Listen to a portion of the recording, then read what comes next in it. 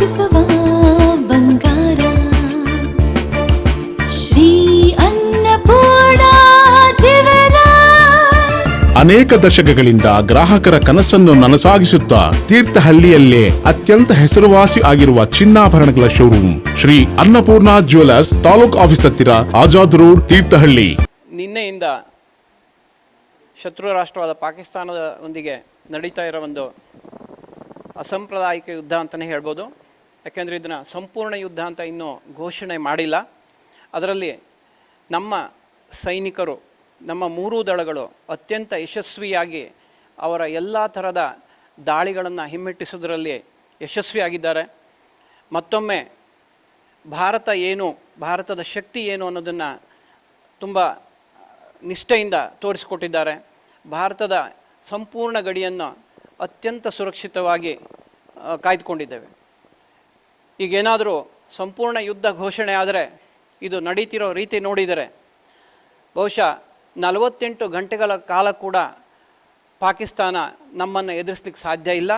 ಅದು ಕೂಡ ಮುಂದೆ ಒಂದು ಗಾಜಾ ಪಟ್ಟಿ ಥರನೇ ಒಂದು ಡೆಬ್ರೀಸ್ ಅಂತಾರಲ್ಲ, ಆ ಥರ ಪರಿವರ್ತನೆ ಆಗುವ ಒಂದು ಸಾಧ್ಯತೆಗಳು ತುಂಬ ಕಂಡುಬರ್ತಾ ಇದೆ. ಅವರು ಎಷ್ಟೇ ಪ್ರಯತ್ನ ಮಾಡಿದರೂ ಕೂಡ ಮುಖಾಮುಖಿಯಾಗಿ ನಮ್ಮ ದೇಶದ ಸೈನ್ಯವನ್ನು ಎದುರಿಸುವ ಒಂದು ತಾಕತ್ತು ಅವರಲ್ಲಿ ಇಲ್ಲ.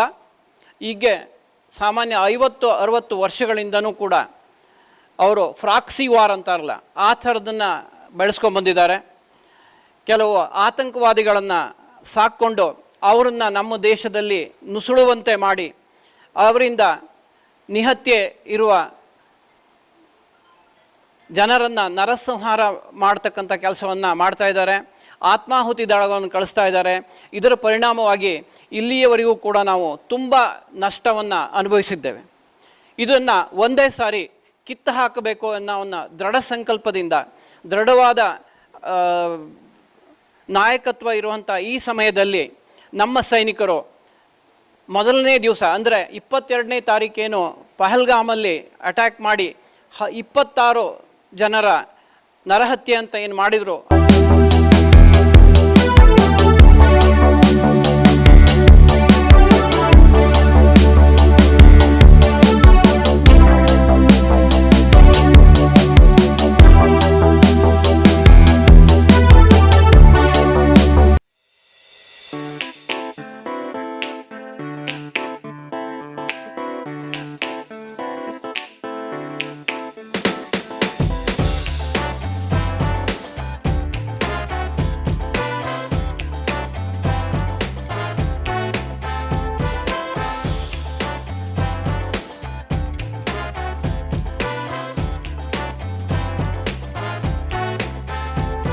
ಮೊದಲನೇ ದಿವಸ ಅಂದರೆ 22ನೇ ತಾರೀಕೇನು ಪಹಲ್ಗಾಮಲ್ಲಿ ಅಟ್ಯಾಕ್ ಮಾಡಿ 26 ಜನರ ನರಹತ್ಯೆ ಅಂತ ಏನು ಮಾಡಿದರು, ಅದು ಪಾಯಿಂಟ್ ಬ್ಲಾಂಕ್ ರೇಂಜಲ್ಲಿ ಧರ್ಮ ಕೇಳಿಕೊಂಡು ಹೊಡೆದಿದ್ರಲ್ಲ, ಅತ್ಯಂತ ಹೇಯವಾದ ಕೃತ್ಯ ಆಗಿತ್ತು. ಅದಕ್ಕೆ ತಕ್ಕ ಪ್ರತೀಕಾರವನ್ನು ಕೊಡಬೇಕನ್ನೋ ನಿಶ್ಚಯಿಸಿದ ಪ್ರಧಾನಮಂತ್ರಿಗಳು 13-14 ದಿವಸ ಇದಕ್ಕೆ ತಕ್ಕನಾಗಿ ಪ್ಲ್ಯಾನನ್ನು ಮಾಡಿ, ಸರಿಯಾಗಿ ಉಪಾಯವನ್ನು ಮಾಡಿ, ಸ್ಟ್ರಾಟಜಿ ಅಂತಾರೆ ಇದರಲ್ಲಿ ಮಿಲಿಟ್ರಿ ಒಂದು ಶಬ್ದ ಹೇಳೋದಾದರೆ ತುಂಬ ಒಳ್ಳೆಯ ಸ್ಟ್ರಾಟಜಿಯನ್ನು ಮಾಡಿ, ಮೊನ್ನೆ ರಾತ್ರಿ ಅವರ ಎಲ್ಲ ಅಡಗುತಾಣಗಳನ್ನು ಅತ್ಯಂತ ಮುಖ್ಯವಾದ್ದು ಹೊಡೆದು ನಾಶಗೊಳಿಸಿದ್ದಾರೆ. ಸಾಮಾನ್ಯ 100ಕ್ಕಿಂತ ಹೆಚ್ಚು ಆತಂಕವಾದಿಗಳು ಮತ್ತು ಅವರನ್ನು ಕಾಪಾಡಿಕೊಂಡು ಬರ್ತಿರ್ತಕ್ಕಂಥ ಅವರ ಓನರ್ಸ್ ಅಂತ ಏನಂತಾರೆ, ಅವರನ್ನು ಸಾಕ್ಕೊಂಡು ಬಂದಿರ್ತ ಮುಖ್ಯಸ್ಥರನ್ನು ಕೂಡ ಹೊಡೆದು ಹಾಕಿದ್ದಾರೆ. ಇದರಲ್ಲಿ ಅತ್ಯಂತ ಮುಖ್ಯವಾಗಿ ಗಮನಿಸಬೇಕಾದ ವಿಚಾರ ಅಂತಂದರೆ, ನಮ್ಮ ಗಡಿಯಲ್ಲೇ ಇದ್ದುಕೊಂಡು 100 ಕಿಲೋಮೀಟ್ರ್ ಒಳಗಡೆ ಹೋಗಿ ಸಿಂಧ್ ಪ್ರಾಂತ್ಯದಲ್ಲಿ, ಅದು ಪಾಕಿಸ್ತಾನದ ಹೃದಯ ಪ್ರಾಂತ್ಯ ಅಂತಲೇ ಹೇಳ್ಬೋದು, ಸಿಂಧ್ ಪ್ರಾಂತ್ಯದಲ್ಲಿ ಇರುವಂಥ ಅತ್ಯಂತ ಮುಖ್ಯವಾದ ಒಂದು ಅವರ ಅಡಗುತಾಣ, ಅದನ್ನು ಧ್ವಂಸ ಮಾಡಿ ಹೊಡೆದಿದ್ದಾರೆ. ಎಷ್ಟು ಪ್ರಿಸಿಸಿವ್ ಅಂದರೆ ಪಿನ್ ಪಾಯಿಂಟಲ್ಲಿ ಹೊಡೆದಿದ್ದಾರೆ ಅಂತಂದರೆ, ಅಕ್ಕಪಕ್ಕದ ಬಿಲ್ಡಿಂಗಿಗೆ ಒಂದು ಸ್ಕ್ರ್ಯಾಚ್ ಕೂಡ ಬರದೇ ಇದ್ದಂಗೆ ಆ ಥರದನ್ನು ಶಸ್ತ್ರಗಳನ್ನು ಉಪಯೋಗಿಸಿ ನಾವು ಅವರನ್ನು ಹೊಡೆದಾಕಿದ್ದೀವಿ. ಅದನ್ನು ಸಹಿಸ್ಕೊಳ್ಳಲಿಕ್ಕೆ ಆಗದೇ ಇರತಕ್ಕಂಥ ಪಾಕಿಸ್ತಾನದವರು ನಿನ್ನೆ ರಾತ್ರಿ ಪೂರಾ ಅಂದರೆ 4 ರಾಜ್ಯಗಳ ಗಡಿಯಲ್ಲಿ, ರಾಜಸ್ಥಾನ್, ಪಂಜಾಬ್, ಗುಜರಾತ್ ಮತ್ತು ಕಾಶ್ಮೀರ್, ಈ 4 ರಾಜ್ಯದ ಗಡಿ ಉದ್ದಕ್ಕೂ ಕೂಡ ಅಪ್ರಚೋದಿತವಾದ ದಾಳಿಗಳನ್ನು ನಡೆಸಿದ್ದಾರೆ, ಸೆಲ್ ದಾಳಿಗಳನ್ನು. ಅವರು ಮುಖ್ಯವಾಗಿ ನಮ್ಮ ಮಿಲಿಟರಿ ಎಸ್ಟಾಬ್ಲಿಷ್ಮೆಂಟು ಮತ್ತು ನಾಗರಿಕ ಇದು ಎಸ್ಟಾಬ್ಲಿಷ್ಮೆಂಟ್ಗಳ ಮೇಲೆ ಗುರಿ ಮಾಡಿ ದಾಳಿ ಮಾಡಿ ಕೆಲವೊಂದು ನಷ್ಟವನ್ನು ಕೂಡ ಕೆಲವೊಂದು ಜೀವಹಾನಿಯನ್ನು ಕೂಡ ಮಾಡಿದ್ದಾರೆ. ಆದರೆ ಅವರ ಕಡೆಯಿಂದ ಕಳಿಸಲ್ಪಟ್ಟಂಥ ಯಾವುದೇ ಡ್ರೋನ್ ಆಗಲಿ ಮಿಸೈಲ್ ಆಗಲಿ ಒಂದೂ ಕೂಡ ನಮ್ಮ ದೇಶದ ಯಾವುದೇ ಭಾಗವನ್ನು ಕೂಡ ಮುಟ್ಲಿಕ್ಕೆ ಆಗದೇ ರೀತಿಯಲ್ಲಿ ನಾವು ಹೊಡೆದು ಉಳಿಸಿದ್ದೀವಿ. ಇದು ನಮ್ಮ ಸೈನ್ಯದ ಶಕ್ತಿಯನ್ನು ತೋರಿಸ್ತದೆ.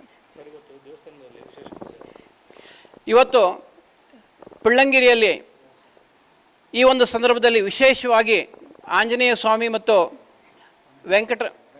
ರಂಗನಾಥ ಸ್ವಾಮಿ ಸನ್ನಿಧಿಯಲ್ಲಿ ಇದೊಂದು ಮುಜರಾಯಿ ದೇವಸ್ಥಾನ ವಿಶೇಷವಾದ ಪೂಜೆಯನ್ನು ನೆರವೇರಿಸಿದ್ದಾರೆ. ತುಂಬ ಖುಷಿ ಆಯಿತು ನಮಗೆ.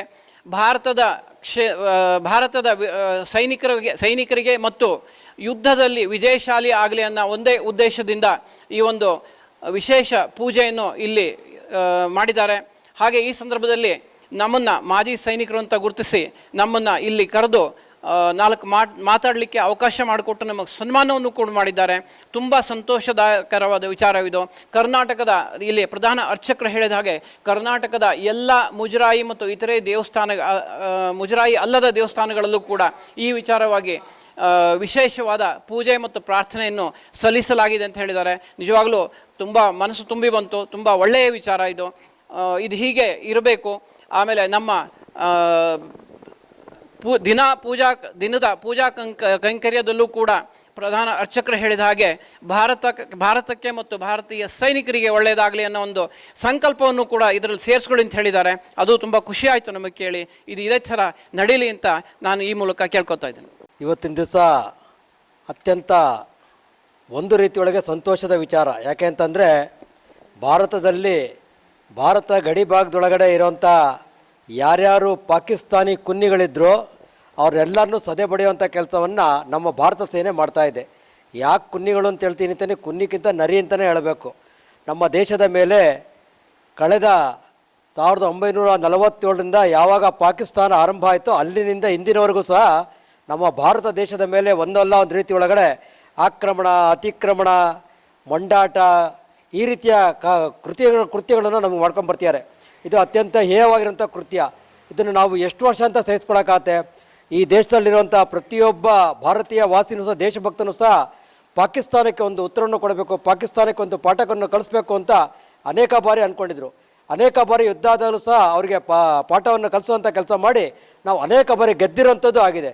ಆದರೆ ಮೊನ್ನೆ ದಿವಸ 22ನೇ ತಾರೀಕು, ತಿಂಗಳು 22ನೇ ತಾರೀಕು ಪಹಲ್ಗಾಮ್ ಒಳಗಡೆ ಯಾವ ರೀತಿ ಒಳಗಡೆ ನಮ್ಮ ಹಿಂದೂ ಪ್ರವಾಸಿಗರ ಮೇಲೆ ದಾಳಿಯನ್ನು ಮಾಡಿದ್ರು.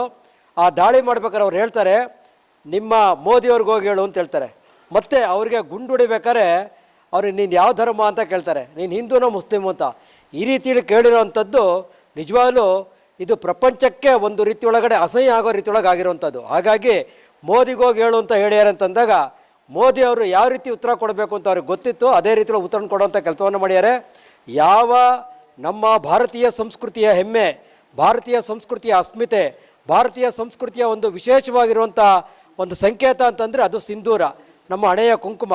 ಆ ಕುಂಕುಮವನ್ನು ತೆಗೆಯುವಂಥ ಕೆಲಸವನ್ನು ನಮ್ಮ ಹೆಣ್ಮಕ್ಳಿಗೆ ಮಾಡಿರೋದ್ರಿಂದ ಸಿಂಧೂರ, ಆಪರೇಷನ್ ಸಿಂಧೂರ ಹೆಸರಿನೊಳಗಡೆ ಇವತ್ತು ಪಾಕಿಸ್ತಾನ ಎಲ್ಲೆಲ್ಲಿ ಮುಡ್ಕೋಬೇಕೋ ಅಲ್ಲಿ ಮುಟ್ಕೊಳ್ಳೋಂಥ ಕೆಲಸವನ್ನು ಮಾಡೋದಕ್ಕೆ ನಮ್ಮ ಭಾರತದ ಹೆಮ್ಮೆಯ ಪ್ರಧಾನಮಂತ್ರಿಯವರು ನಮ್ಮ ಫ್ರೀ ಹ್ಯಾಂಡಾಗಿ ಮಿಲಿಟ್ರಿಯವರೇ ಕೊಟ್ಟಿದ್ದಾರೆ. ಅದಕ್ಕೆ ತಕ್ಕಂತೆ ಮಿಲಿಟ್ರಿಯವರು, ನಮ್ಮ ಸೇನೆಯವರು ಇವತ್ತಿನ ದಿವಸ ಮೂರೂ ಸೇನೆಯವರು ಸಹ ಒಟ್ಟಾಗಿ ಸೇರಿಕೊಂಡು ಯಾವ ರೀತಿಯೊಳಗೆ ಈ ಒಂದು ಪಾಕಿಸ್ತಾನ ಇದೆ ಅದನ್ನು ಪಾಪದ ಲೋಕಕ್ಕೆ ತಳ್ಳುವಂಥ ಕೆಲಸವನ್ನು ಮಾಡ್ತಾ ಇದ್ದಾರೆ. ಮತ್ತು ಭಾಳ ವಿಶೇಷವಾಗಿ ಹೇಳಬೇಕು ಅಂತಂದರೆ ನರೇಂದ್ರ ಮೋದಿಯವರೇ ನಿಮ್ಮ ಜೊತೆ ಇಡೀ ಭಾರತ ದೇಶದ 140 ಕೋಟಿ ಭಾರತೀಯರು ನಿಮ್ಮ ಜೊತೆ ಇದ್ದಾರೆ.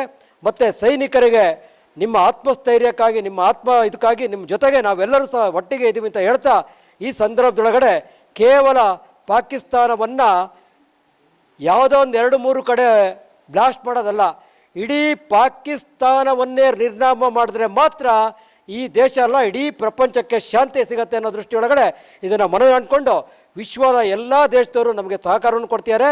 ಇದನ್ನು ಮನಗಾಡಿಕೊಂಡು ನಮ್ಮ ದೇಶದ ಪ್ರಧಾನಮಂತ್ರಿಯವರು, ನಮ್ಮ ಸೈನಿಕರು ನುಗ್ಗಿ ನೀವು ಮುನ್ನುಗ್ಗಿ ನುಗ್ಗಿ ನೀವು ಮುಂದೆ ನುಗ್ಗಿಬಿಟ್ಟು ಪಾಕಿಸ್ತಾನ ನಿರ್ನಾಮ ಮಾಡುವಂಥ ಕೆಲಸ ಮಾಡಿ ಭೂಪಟದೊಳಗೆ ಪಾಕಿಸ್ತಾನ ಅನ್ನೋದೇ ಇರಬಾರ್ದು.